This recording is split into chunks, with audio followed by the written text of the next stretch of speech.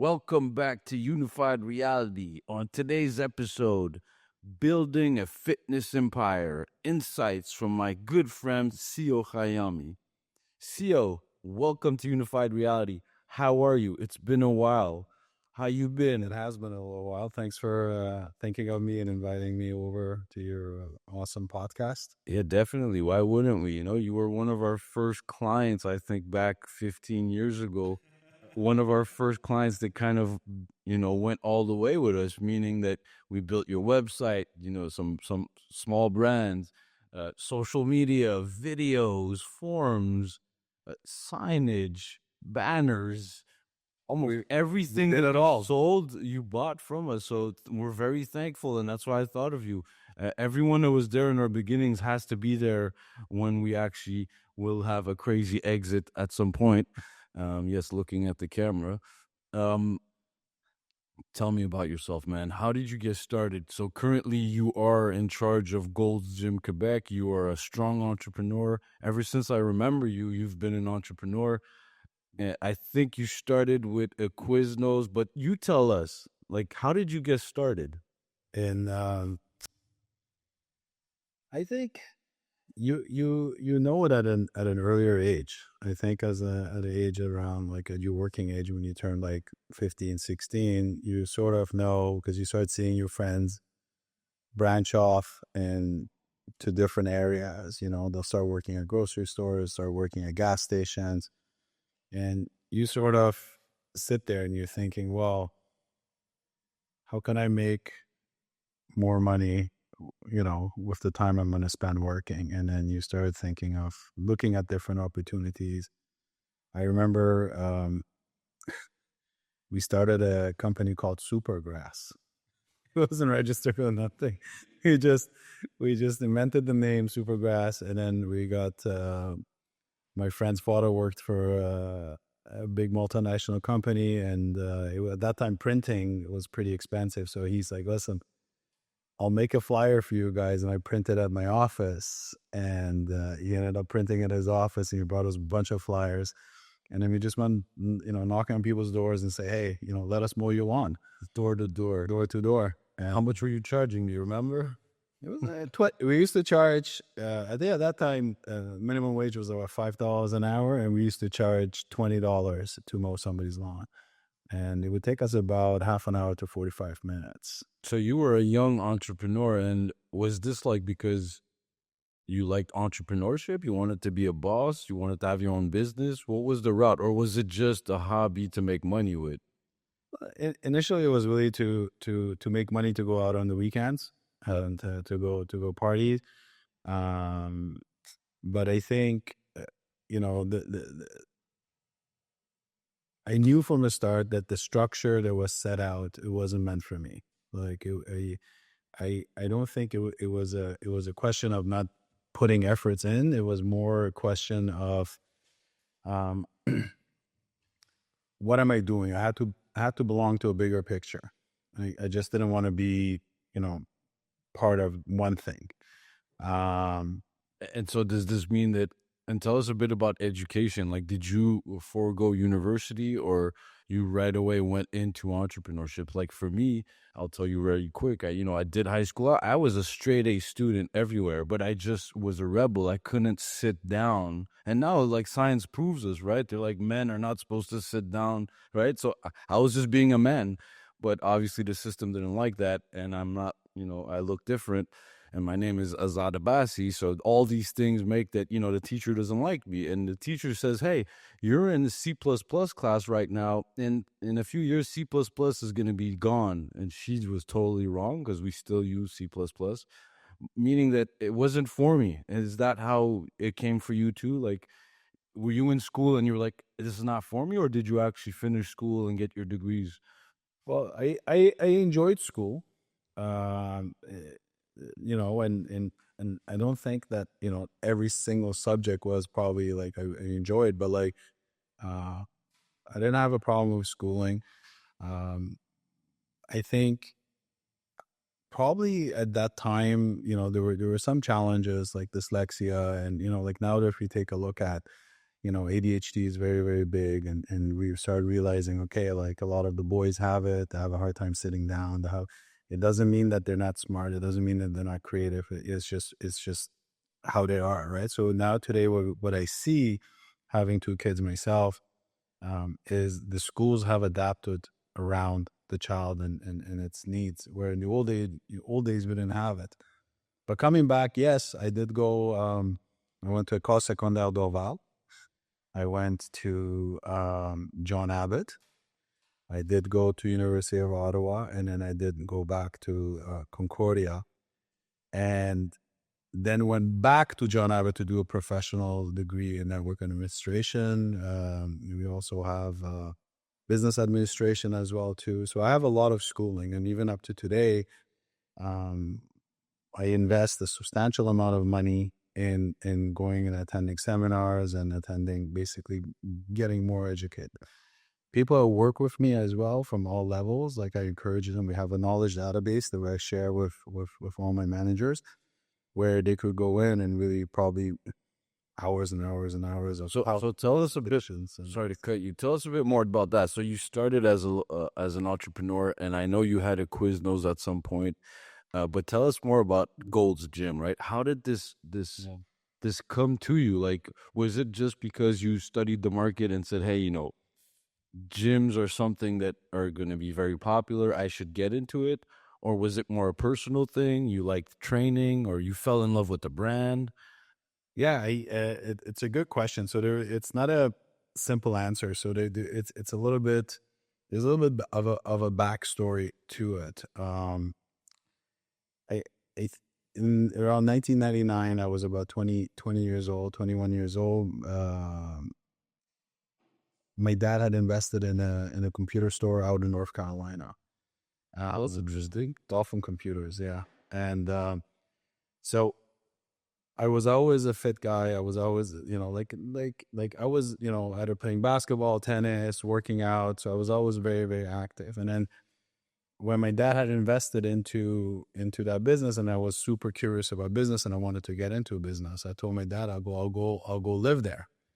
So, and this is something what a lot of people I find today maybe don't do, especially younger generation, is they don't understand the concept of sacrifice. Like when I went there, I was like 20 years old. I was living in my parents' house, had a good lifestyle. But when I went to North Carolina for the first 6 months, I was sleeping on the floor. We were 3 guys in a 1-bedroom, and I used to work 6 days a week, 12 hours a day with no pay. So the exchange was that you're going to learn the business, but this is the way you have to, this is the route we're going to take. So when I was there, after the first year, I realized I wasn't, I was just working. I wasn't working out, and my mindset wasn't good. Like I was starting to feel sad most of the time, and like not positive about life or anything like that. And I realized, I said, listen, like why don't I just go to the gym like what I used to do with my friends? And I missed a lot of my friends, I'll be honest with you. And that's where Gold's Gym was. So I went to Gold's Gym. I got the free pass, and I ended up joining the gym. And funny enough, like as soon as I joined, within like 2 or 3 months, I made a bunch of friends that I would see later out at the movies. I would see them later out at the clubs. I would see them later out. And as hard as the first year was living there, the second year was just fantastic. It was like I made so many friends. So I have a great. Which city was it in North Carolina? Charlotte. Charlotte. Yeah. Yeah, I've been. Yeah. It's kind of boring, right? So it's good that you had the gym, and now you have friends. And this is like, you're talking about like 25 years ago, right? So it was even more boring then than it is today. Yeah. But no, it was nice. We found a little community. And when the opportunity came, fast forward to being in Montreal, and I was sitting with my cousin, and he had moved from California to Montreal, and he, we were shooting at different stuff to do, and he basically, said, listen, I want to do a gym. And I said, oh, yeah, that's fantastic, you know? And he had a friend in California that did a gym and was very successful at it. And he's like, we could do a gym here. And then we went through a bunch of like different names and brands and everything. And then when we fell on Gold's Gym, I was like, man, we have to do Gold's Gym. If you're not going to do Gold's Gym, what are we really doing here, you know? So, and that started everything. So 2007, you know, it started that trigger. We got the investors lined up as, and we flew to Calgary and we met with the master franchisee at that time. And So you have like a Canadian, or you had to deal with the Canada franchises. You said that your cousin was from California. Was his impression, because California has a big fitness, not industry, but you can obviously now it's everywhere. But I mean, it has this fitness vibe, especially by the beach, and that's where Gold's Gym was born, right? Is that what he brought back? Your cousin coming back, he's like, dude, California is huge with this stuff. We need to bring this here. And back in 2007, was it as big as now here, right? Gyms. Is it bigger now, or was it bigger when you started? I think it's bigger now. I think every year that passes, more and more people understand and realize that, you know, longevity of life is through health and fitness, diet as well too. So it's a combination, but fitness is a big part of it. Now, fitness doesn't have to be gyms. You know, fitness could be, you could be playing tennis, you could be playing pickleball, you could go skiing, but fitness in general. So that category has exploded, right? It could be yoga, it could be whatever it is. So that category has exploded. We bring one part of this massive category we bring. So, and you know, you might be skiing in winter, but you know, you also might want to complement it with some weight training as well to get stronger, to get better, to get leaner, right? So what's the most popular stuff right now? Like, I've been through all of them, and I was just watching Kevin Hart, and he's like, "You can't do my HIIT training." What's the top thing right now that's going on in fitness? I think what happened is you know, as before COVID, you know, there was hints like weight training was on the was on the verge to explode, and then when COVID hit, it just exploded. Whereas, you know, when I got into the industry in 2007, when we used to build clubs, we used to just come in and stack them up with, you know, like treadmills, steppers, like everything cardio, and then to be a small portion of weight training, you know, like So that's a big shift now. So less machines, more weight. more green space, more weight, because also more and more studies have shown that, you know, the muscle itself, right, is provides longevity in life, right? So it helps you burn more calories, it makes you stronger, you could lift more, you could walk longer. So whereas in the past we all, you know, we thought of cardio. Not to say that cardio shouldn't be there. And again, this is all my opinion. You know, you might No, talk to 10 I different get the people, logic. tell you it's different stuff. But what we see today is a lot of strength, and we see a lot of younger generation coming in earlier, and we see a lot of young girls coming in and saying, "Hey, you know, we work out the boys." Because like if you have more muscle, you're stronger. Stronger could support more weight, I guess. Not weight, but meaning your body. We see that a lot as older people have like weaker bodies. If you take a look, you know, like if you take an aging person, if you take a look, you could really see based on their muscle mass how much they age. The less muscle mass they have, you'll see people at a younger age having a hard time walking up and down the stairs. They have a hard time moving. They have a hard time. They're doing a lot more sitting. The people that have more muscle mass are the more active people, are the ones who are going for walks, they're going for bike rides, they're doing their own groceries, they're doing all these things. They go up and down the house. They, you know, they have less pain. So, I was gonna say, please walk, go up and down, please, every day. absolutely, you know, stay active if you can. I know the beginning is a little bit tough to get yourself out of the house and to do stuff. My recommendation is like, if you have a motivation, you know, if you need somebody to just get you started, I would suggest, like, you know, get a trainer, you know. Yeah, get a trainer, you know, start reading about it. You know, the first step is to actually just think, right? It's like entrepreneurship. Everybody says it's super hard. The first step is to first say that you can do it and start with the process. Meaning that if you have to jog, let's say, well, start with putting your shoes in front of the door. Second day, wear the shoes. Third day, wear the shoes, go outside. Fifth day, actually start doing a few steps. You don't need to kill yourself, right? Go step by step. And this was for war, but Churchill said it, step by step. That's how you win wars. It's the same thing with your body, with your business, anything. Let's go back to technology. Like, how much technology is actually being used in a gym, right? Can you have a gym without any tech? Yes. So I think the in the gym industry, by the way, surprising, there's a lot of technology, right? Like, now it depends on what you really looking for, what you call technology. But I know I've been to seminars, like AI is very popular now, but I remember like 4 years ago, they would tell us about, like basically chat box that automatically will start talking to you, and based on, they'll recognize certain stuff. For example, if they want to know your hours of operation, they'll be like, what are your hours? And then they'll recognize hours, and then they'll try to guess that this is your question and just answer it. So we seen that, and we had implemented it in our facility to a certain extent as well too. But yeah, there is quite a lot.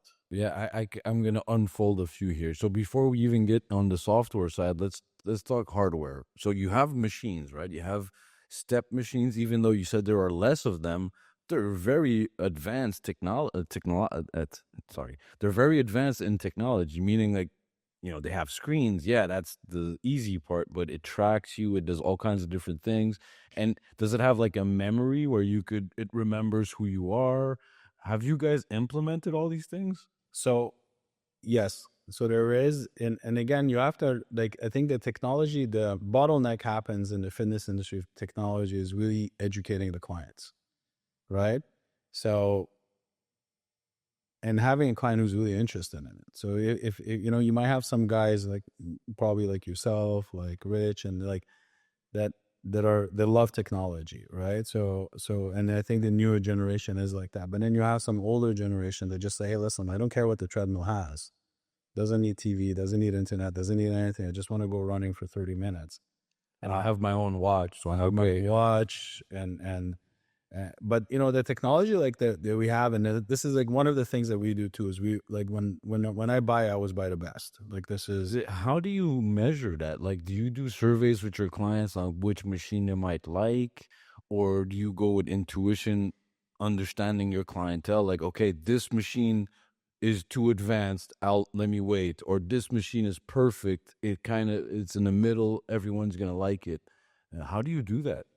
So you actually hit it right on. So we do a few things. So one of the things is we survey. Like, through walking the floor, I'll talk to my clients and see what the feedback is.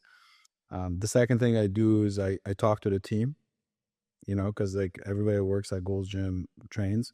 So I talk to them and I say, hey, what was you feeling? What are your challenges? What are your frustrations? And all these things. And then I'll also talk to the manufacturer. So I have a good relationship with the manufacturer, the head of the guys, and I ask them, what are you seeing? What are your clients telling you? And they're very open. They're not just listen. I've been in the industry for over 15 years, so it's a relationship we built. It's not just about selling, the treadmills. It's like they want to guide me as well. Oh, what's the turnaround like on a treadmill? How long do you keep a treadmill? If you ask the manufacturer, they want you to recycle it fast, right? Which is you need a new car every 3 years. Yeah, exactly. So I hope they don't kill me, but we go based on we take a look at our equipment. So we maintain our equipment pretty well, right? We have a team that goes in there, certified, that comes in, that does it. But then we also we take a look. Look, I have treadmills that I bought, and that were promised to me were the best thing in the world. And after 5 years, and they were super expensive. I just scrapped them. And then there were other treadmills that the guys came and said, look, we're not telling you it's the best thing in the world, but it's a good treadmill, and we kept it for like 7-8 years. So it's I think, to answer your question, I think about a 7-year life cycle, plus or minus, let's say a year and a half is what we're looking at. That's not bad. That means that every 7 or 8 years you have the chance of upgrading the tech, right?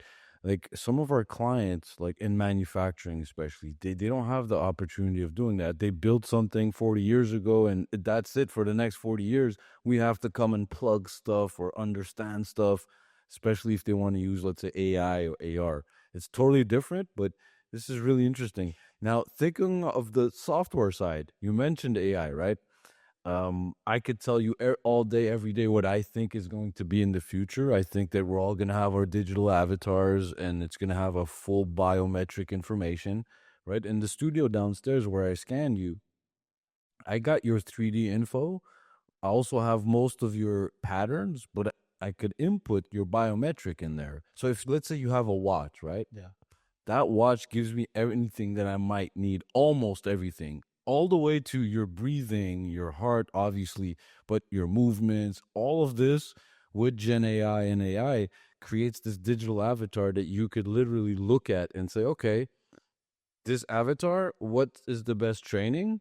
It's going to tell you the training. And you could even you could say, well, if I do this training for 6 months like this, what would I look like? And it would show you what you would look like, and it would tell you, bad person, you didn't train today, you're not gonna look like that. That's a joke, but They'll zap you. yeah, but meaning that because we're in digital twins, right? Meaning we have manufacturing, we have plants, we do it with scans, Yeah. we have a 3D version or a virtual version of something. I think the digital human is going to be the future of healthcare, training, all of this stuff, because that's how it's going to work. Even for healthcare, you're going to have your digital avatar.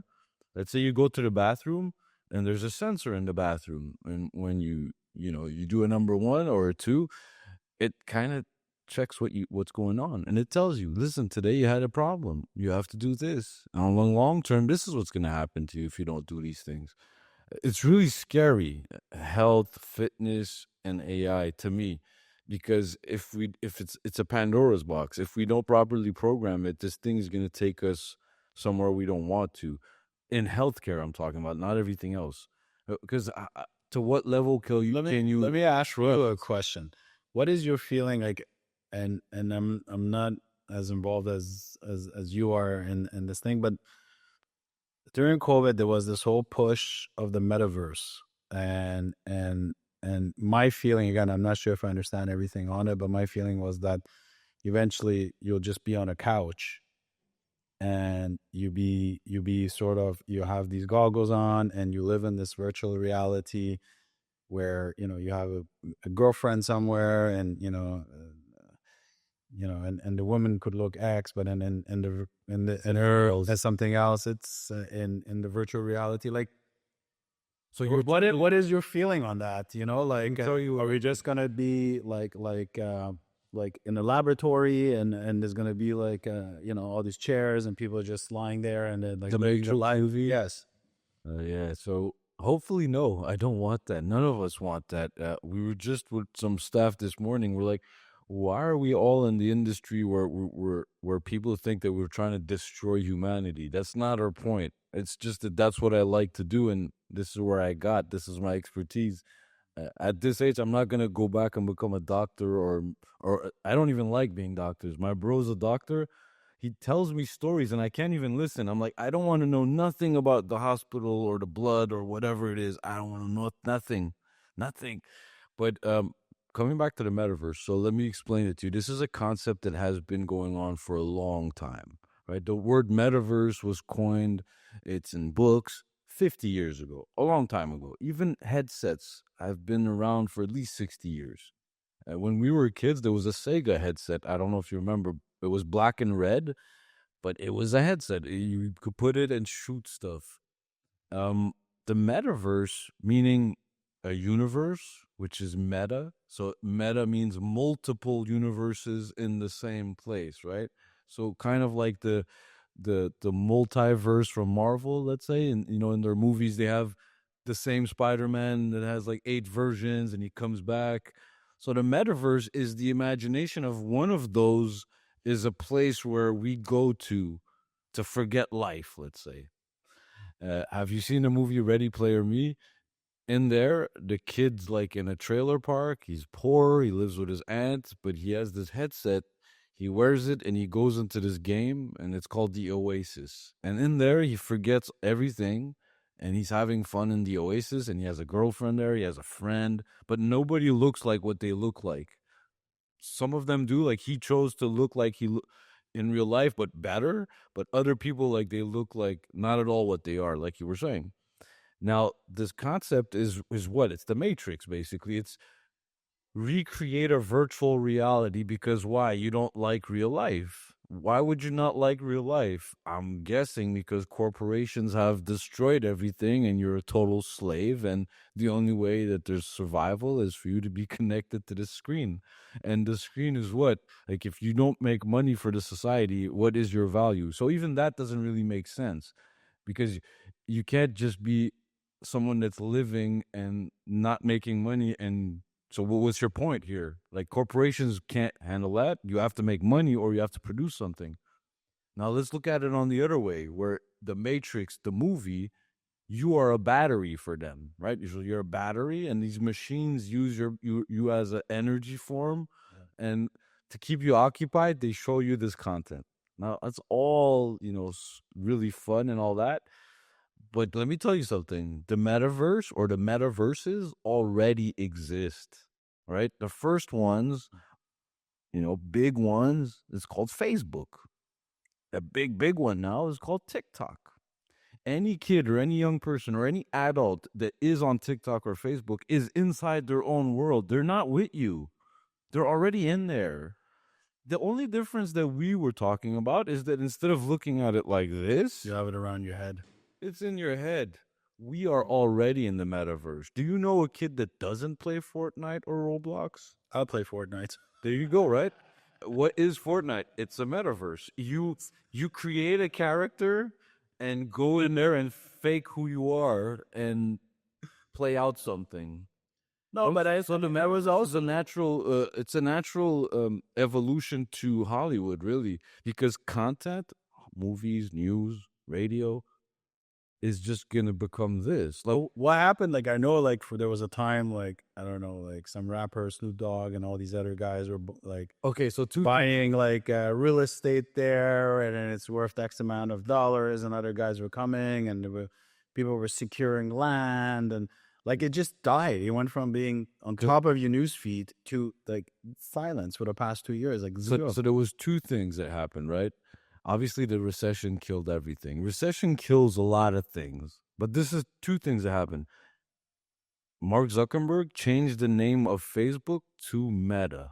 Yes. Right, from Facebook to Meta. So that was a sign to the industry that we are shifting from this thing to this thing, right? And he owns Oculus, right? So he's like, we're going from the app to this. Apple also showed us. They're like, hey, iPhone, Vision Pro.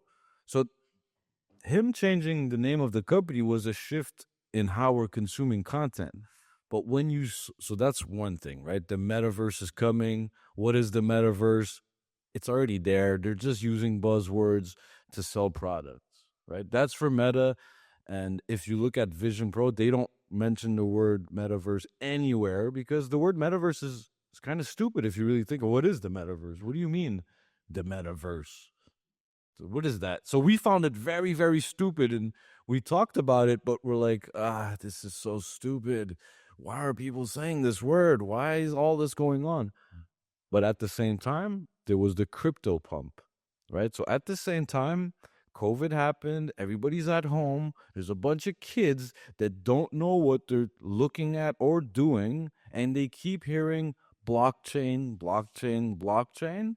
And now there's some bad people that took these two words together. They're like, hey, Mark Zuckerberg changed his company to Meta, metaverse. Oh, blockchain. You know what? We're going to create a Web3 metaverse. Okay, what are you talking about? Well, listen, Web 3 is the new web. Okay, explain what you mean. Well, Web 1, you used to read. Web 2, you could read and write. So now you look at a picture, you could also comment on it. And they're like, Web 3, you own the picture.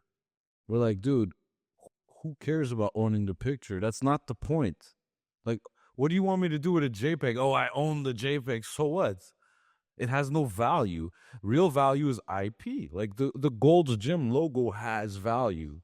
And I can't take a picture of that and put it on a blockchain and say, hey, I own it now. But that's literally what they did.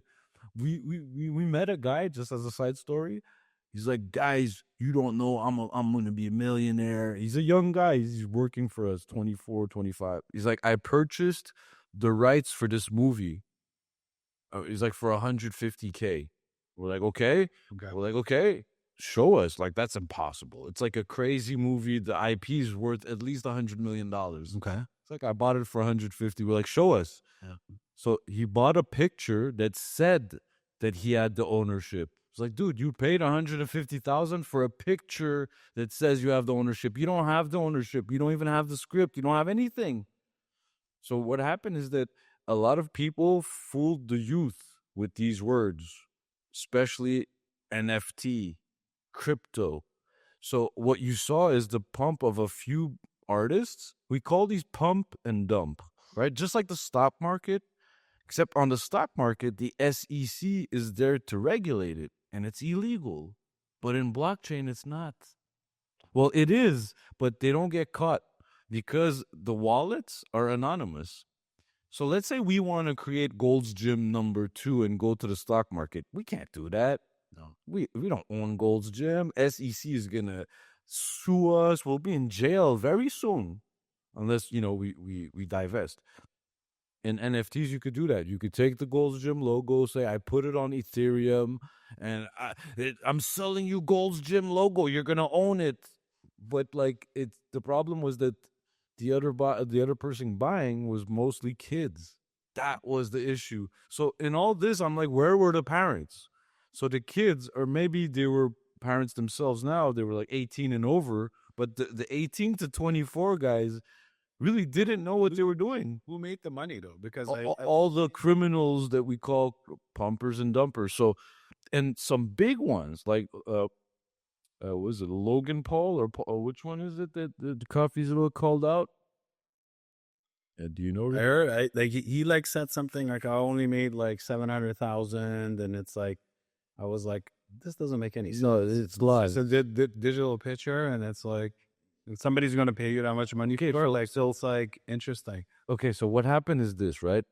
Is the pump and dump was real, but it was fake. So what happened is that all these cryptocurrencies.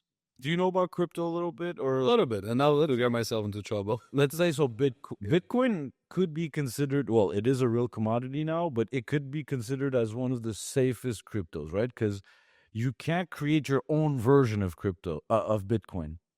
Ethereum, however, or other chains, you could say, hey, I'm going to create my own currency. So we could say Sio Azad currency. All right. And then what do? We go see our friends. We're like, bro, our currency is going to blow up. Buy it. Except now you don't do it with your bros. You have 1 million followers on YouTube and most of your followers are kids. You tell those kids, buy it. Because, and Mr. Beast is in trouble right now. But, guys like Mr. Beast that have 305 million subscribers, it's not you and me. It's kids. And so when he talks about those things, think that he's talking to kids, and kids don't know better. They look up to this guy. They're like mesmerized by this guy, so they'll do whatever he says. And what we call this is the broken attention economy. Influencers that lie. What are they really influencing? Nothing. They're not real. So let's say if we go to Gold's Gym and I see one of your managers and let's say he or she is training, that's a real influencer because they're actually doing the training. And I'm like, okay, so you're training, I'm looking at you, I learned something. But then you've seen this, there's someone that's a coach that has more followers than your real trainers at the gym, doesn't train, but talks about it all day and has like these vitamins for sale, We call those influencers. I believe that whole era is disappearing. Enough about Saturated, no? it's very saturated, and what we need is real entrepreneurs like you to talk, like me to talk. What happened is that we were busy building our companies and busy being real businessmen because we're like, I don't have time to go talk to 16,000 kids about something that has nothing to do. Like, what are we talking about here? I have to run a business. I'm a leader. But what's happening is that while we were doing that, these kids came and talked like if they were us, and people believed them. Yeah, it gives them advice, Right. basically. So now Yeah. no, but they're disappearing now. Like influencers are not there. They're not going to be there in a few years, especially with AI. You could do it like this with AI. So let me go back to a few questions that I have with you, so we can finish it off. Um, uh, to what extent, right, do you think that influencers and content marketing affects your business? Like, do you have social media marketing? Do you have paid influencers? And how much do you think this brings back to you? So we do have social media. I don't, social media is pretty big, and we do have some, like, your Instagram, your Facebook. Um, do I think we're utilizing it to 100%? I don't think so. I think there's room for improvement, and I personally would like to get onto X as well too, and and we're not on TikTok, so I would like to go on TikTok as well too. But yeah, I mean, the problem is that sometimes you have influencers that have a following. It could be, in a different country, right? That's exactly it. And and it's like, and what I wanted to do, and like when I took a look at it, I would have, if today we don't have anybody, but if ever we do decide, it would be somebody that would be more local. We do have like we have our team, we have our clients. I think there are influencers, and like they come in, they give us, they like talking, they like sharing. So a lot of times we're able to see what they're sharing, and then we share it on our sites as well too, and So how do you do your lead generation? Like, how do you bring more members to your local gyms?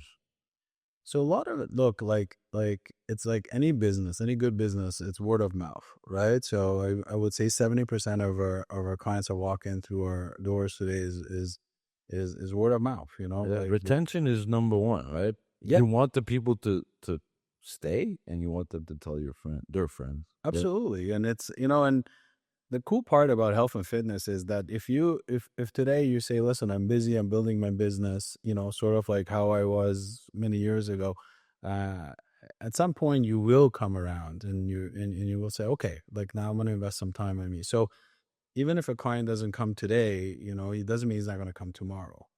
But we do a lot of marketing as well too. We do a lot of online marketing as well. So we have, like, online forms you could get day passes, where you could go online, fill out your information, and then we capture on our side, and usually a rep will call you and invite you in. Did you work with a marketing company, or do you have internal people that do all this? We have both. So we do work with a company that's gym specific, and then we also do maybe half of it internally. Like, there is never a full disconnect on our side. Like, we can't just be like, You okay, shouldn't, right? You have to kind of, and that's it's good that you said it gym specific, right? This is what happened in the last 10 years. Most of the agencies became niche and specific to what they could bring. Let's say restaurants, retail, fashion, gyms. We were really early in all of these things, so we kind of touched a bit everywhere. But then we went into XR training, AI. We touch a lot of healthcare, and obviously simulations and all that stuff. Okay, so not much influencers, and it's a good point. You said, like, they're not local. Like, it's hard to get a local influencer, right? So you get this TikToker, they're huge. I got like 8 million followers. Okay, but how many of those people are in Laval? And like, I don't care that you got me 800,000 views. They're not in Laval. Yeah. Now, so that means that one view from Laval, it has more value than 800,000 views in Chicago, because I'm not in Chicago, or I'm not trying to work for free for the brand. Like, if you own the big brand, yeah, but you're a franchise now. So it's like, how does that work with the brand, right? Does the franchise also give you, like, does the brand give you budgets or discounts? Because when you're promoting Gold's Gym Laval or Gold's Gym Quebec, you're kind of promoting them at the same time, kind of. Now, if you do advertising with an influencer, you have to pay for the whole thing, so it's not really profitable for you. Now, does Gold's Gym have these strategies where they'll be like, "Hey, we're gonna bring Arnold for 6 months, and he's gonna promote all of the gyms, like in a big way"? Does this happen too? It's a good question, and no, because we sort of fall in, being in Canada and then being also in Quebec. The French, I guess. I mean, Quebec is its own island. Yeah, like it's gotta call a spade a spade. So the guys out in the States, the Gold's Gym does well. Like they got these like super buffed guys that have like millions and millions of followers, and it benefits a lot of the U.S. gyms. As you come across the border, we're considered part of the U.S., but yet we're not considered part of the U.S. So it's a really like a gray zone. Like sometimes we're considered international because we're outside of the U.S., and sometimes we're considered local because we're our proximity. We haven't been able to benefit from the marketing that the U.S. does, to be honest. So we weren't able. So we do our own thing. And the good part about it is that, you know, like I told you, I read a lot, I study a lot, and I take a look. And so we have a formula that works for us in the sense that we take a certain percentage of our income and we distribute it into marketing through different networks and everything. So we do have, quite a lot of lead generation that we do. We do have a team. I think at Gold Gym, like we're anywhere, we're close to 100 associates. Congrats. Yeah, thanks. So you have about 100 employees. That's amazing, man. Yeah, absolutely. And like, so we're a big employer as well. A lot of people, been with us for many years. Like that's the other thing. So are the same people still there? Well, there is obviously when we hit COVID and all these things, like we had it's been tough for how was COVID, man? Like you guys had to shut down. How hard was it to get back up? Did the government help? Was it useful? It was tough. I think our industry, I don't know why we got hit so hard because, I mean, all the studies after showed, the healthier you are, the better you're able to get over, any disease. Anything, really. Health is the number one. So your immune system, I would say, and training. I found that, the government, it was weird because they would pick and choose who they would help. And it could be within the same industry. So you could have a gym and they pick to help you more than they will help me. Before getting into the... Well, is it based on education or stuff like that? You don't have to get into it. You don't want to. I think the underlying thing is that there are some gyms that got a lot more help than others. We were on the other end where we had to organically like survive and get everything done. We did receive some help. I'm not saying we didn't receive any help, but like we didn't receive the 100% of the help that everybody else received. Is it because of somehow they perceived Gold's Gym as a major gym that could handle it? Let's say if you were to look at a mom and pop store and a McDonald's, someone might say, well, McDonald's could take they could take the pressure. This little mom and pop store can't. Is that maybe why? Or and you don't have to get into it, but me, I love the brand and I love your team and I love the gym that you guys have, like both of them. I was part of building one of them with you guys. I was very happy about that. How's it going now? Like, is there a lot of members? Like, the in and out is a Yeah. lot. So what happened is very interesting. So we didn't fully recover from COVID, right? And I don't know, like I talked to some gym owners here to tell me the same thing, but I don't think the industry has fully recovered. But the interesting part is that the clients, if the average client would come, let's say 2 times a week to the gym, right? What we're seeing now, the average client is coming 3 to 4 times a week. So our usage is the same, even though our membership base is not exactly at the same level, right?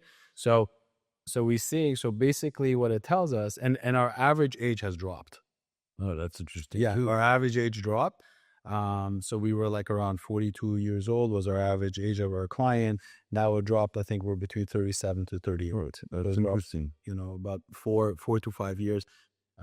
Like I said, the younger generation is coming in. If I had to guess, I mean, it's tough for me to really tell. I think maybe the older people that used to come, there might be more. They might have built gyms in their house. They're still a little bit scared of this whole interaction. Even today, you see people wearing masks outside. I feel like a lot of businesses didn't recover, right? Like restaurants. And I just read an article yesterday that was saying Gen Z doesn't want to go out anymore. And so, like, it feels like, the metaverse. That's, to me, if you ask me, it all happened in the same time. They announced the metaverse. They announced all these NFT digital things. COVID happens. Fast forward on everything that's called virtual meeting, Zoom, Google Meet, Teams. Half of the people didn't know what Zoom was. Now everybody knows what Zoom is. So COVID was like a fast forward for the metaverse, if you really think about it. And now, if you're just saying, right? So they're training at home. Now, your son, you just told me he has a headset. The number one app right now on the VR Quest is the training app. You wear it and you start training, and you're like on the mountain and you're chopping stuff. You're running around. I didn't know that. I'll let him know. So I appreciate it. All of that is kind of the metaverse, right? But So it's getting people used to it. Yeah. The new thing.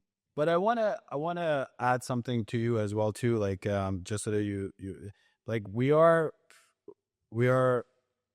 every month building our database, so we getting stronger. So like for example, like this morning, being August 1st, I closed July. I told you I woke up 5 a.m. I started pulling out my laptop, and I took a look. We're about 30% ahead, to July last year. So it is.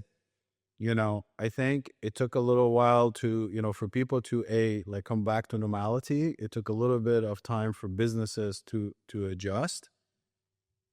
We got the adjustment right, man. Now we're fine. So basically, what I was saying is, it's not something that I want, that I preach, that I like. I'm just saying what's going on. But I believe that we're going to end up in a place where in the future, where there's going to be like a good group of people that are like, I'm natural. I do everything. I go to the gym. I lift stuff. And there's going to be, half cyborg people that are going to have like chips and glasses and arms. And because we're already seeing it, right? There's 3 people that already took Elon Musk's chip, right? Yeah. Neuralink? Yeah. He's the man. I would say that's some crazy stuff that I would never do. I would never put a chip in my head. But hey, power to the people that want to do it, man. Just don't force me to do it. That's all. Well, I think the people that do it is also like people who suffer from Alzheimer, Parkinson's, and stuff like that. It's people who don't have normal functionality, right? They're deteriorating their functionality. So but I mean, because I'm a tech guy and I have investors, and like that's the easy talk, right? What are you gonna say? We want to sell the chip to everyone? No, you're gonna say we're starting with the Alzheimer guy. We're gonna help him. Give me some investment. Yeah. That's the talk, right? That's the talk. It doesn't mean that that's what it is, right? Because the eventuality is that chip, they want it to be everywhere. right? So it's not just for the Alzheimer guy; it's for your son too. So what are you saying is Terminator plot is coming true? Maybe not the Terminator one exactly, because that's kind of hard to do. But what I'm saying is that life is gonna change again and again, even more than what it was 10 years ago. Remember 10 years ago? Then go back 20 years ago. The next 10 years is gonna be a different one. When we're gonna sit in 10 years, be like, man, that was different this time. This decade was different. Half of the people on cyborgs. I remember us laughing at people that had Bluetooth, like walking in the street and talking on their phone. Hey, look at this loser. Now the guy has it in his brain. Anyways, it was great talking to you, my friend. As usual, very knowledgeable. I love what you do. You're an entrepreneur. We respect you a lot. And everyone out there, go and visit goldsgymquebec.com. So Gold's Gym QC. QC, right? Gold's Gym QC. Yeah. .com. I was about to massacre the Quebecers then. And thanks a lot for coming by. Listen, thanks for inviting me. I want to also say a thing is that when we started our business, you and Rich were a solution for us as well too. Like you have to understand, like as we were building the business, as we were running around, having Genius Marketing come in, and taking this on. And I know, some of the video production that you guys did over 10 years ago, it's still on YouTube, and I still use it. It's great. Go on, keep using. And you guys did it, and maybe it allowed me to focus on my business, knowing that you guys have my back on the marketing. And so I want to also say a big it was a pleasure to work with you, man, and for you and your team. And it was fun, man. We got to, go to the gym, film a bunch of stuff. I would say, man, you should be using AI now. We should try to put that video back in AI and remake a 2024 version. Because, we do that now. Like, I don't have any more designers. I don't have any more editors. I don't have any more web designers. None of it. It's all AI. Like, I could literally tell you, tell me a picture and we'll just create an image in less than 10 seconds. And then a few modifications, here and there. So basically from 8 designers to 1 designer. From in the VFX side, on the 3D side, from 40 people to 5 people. That's what AI did in the last 2 years. So I know it's coming. It's going to change everything. People that don't want to use it or don't believe it will fail. Not for you. You have a gym. That's not what I'm talking about. More on the computer stuff. Anything that's really on this will be replaced. Because think about it. I'm just with 2 fingers or my hands typing stuff. If an AI could type faster and have no emotions and doesn't need to sleep at night and doesn't, have emotions, doesn't get mad or anything, it's like a free slave that could work all day, all night. And it works. So to what level do you use ChatGPT? Do you use it? I played with it a little bit. I use it when I have a tough time putting sentences together or getting a message through. But again, not very often. Not very often. On the odd occasion, we use it. Yeah.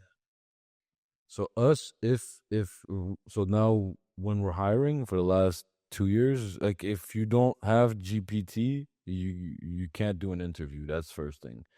Unless you have a better version or you created your own version, then yeah, that's acceptable. But if you don't use ChatGPT at a minimum, you cannot work with us, because we're wasting time. You're gonna take 8 times more time than what we're doing, literally. You saw that podcast preparation that I sent you, right? Yeah. Right. So back in the day when I used to do this for clients, I used to prepare their podcast. I've done podcast strategies for big brands. That's why I started my own, because I know it by heart. But I used to hire someone for that. That document I send you would take about an hour to do, minimum. You ran it through. Now it's literally 60 seconds. I take your LinkedIn, I take your bio, I say my next episode is with this guy. Incredible. And it sends it to you. So yeah, man, I'll let you go. It was a great talk. And I just wanted to see about ChatGPT, but get on it, man, because it's going to help. And I would say, look at how you could automate most of your back end work at Gold's Gym, from website to lead to chat to opening hours to promotions to even social media. Now there are like one softwares that they could do all of it for you at a low price. So all the work that we did in the last 10 years, 20 years, all the people, now there's a software that does it all for you. One software. It's like, does everything. Updates your website, your hours, does your SEO, does your forms, does your invoicing, does your calendar for your employees, access cards, RFID, all of it. So if you need some help with that, we'll hook you up with some people that do just that. Thank you very much, my friend. Thank you, my It was a pleasure. Thank you. Everyone else, we'll see you on the next episode. Bye. Take care.